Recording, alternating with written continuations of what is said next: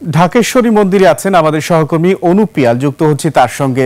অনুপ, প্রতিমা বিসর্জনের মধ্য দিয়ে শেষ হচ্ছে 5 দিনব্যাপী শারদ উৎসব। সমাপ্তির সবশেষ অবস্থা আপনাদের জানান। ধন্যবাদ সুমন। আমি এই মুহূর্তে দাঁড়িয়ে রয়েছি ঢাকেশ্বরী মন্দিরে, এবং ঢাকেশ্বরী মন্দিরের এই সময়টা সেই সময়টা হচ্ছে দেবী বিসর্জনের সময়।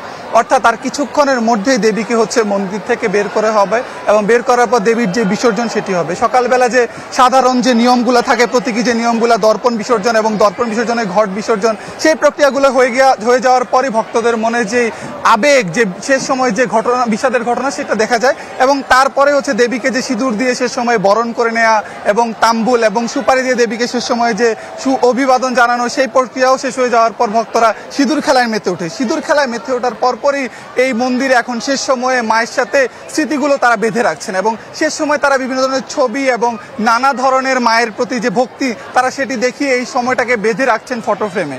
এবং আমি যদি আপনাকে দেখাতে চাই, তাহলে দেখাতে যাচ্ছে যে ভক্তরা মন্দিরে অনেক রয়েছেন, অনেক ভক্ত শেষ সময়ে মাকে দেখার জন্য অধীর আগ্রহে রয়েছেন। এবং এই যে বিদায়ের সময়টা, অর্থাৎ 3টার দিকে আমরা কথা বললাম মন্দিরের দায়িত্বশীলদের সাথে, তারা জানালেন যে 3টার দিকে মন্দির থেকে দেবীকে বের করা হবে, এবং বের করে যে ট্রাক বা যে হচ্ছে সাধারণ যে যানবাহন আছে, তার মাধ্যমে হচ্ছে দেবীকে হচ্ছে ওয়াইজ ঘাটে নিয়ে যে বিসর্জনের প্রক্রিয়া সেটি সম্পূর্ণ হবে। এবং নিরাপত্তার যে জিনিসটা আপনাকে আমি জানাতে চাচ্ছি, যে এই বছর ঢাকাতে 254টি মন্দিরে যে নিরাপত্তা নেওয়া হয়েছে, সেখানে তেমন অনাকাঙ্ক্ষিত কোনো ঘটনা ঘটে, এবং মন্দিরের দায়িত্বশীলরা বলছেন যে তারা এই জিনিসটাতে খুবই খুশি। এবং ঢাকেশ্বরী মন্দিরের যে শেষ সময়টা, এই শেষ সময়ের যেই পরিস্থিতি আমরা দেখতে পাচ্ছি, যে সবাই যেমন একদিকে আবেগে রয়েছে, তেমনি আমরা দেখতে পেলাম যে ঢাকেশ্বরী মন্দিরে নাচের গানে তারা হচ্ছে দেবীকে শেষ সময় বিদায় দিলেন, এবং সিঁদুর খেলার মধ্য দিয়ে তারা যে আনন্দ উৎসব করছিলেন, অর্থাৎ তারা বলছিলেন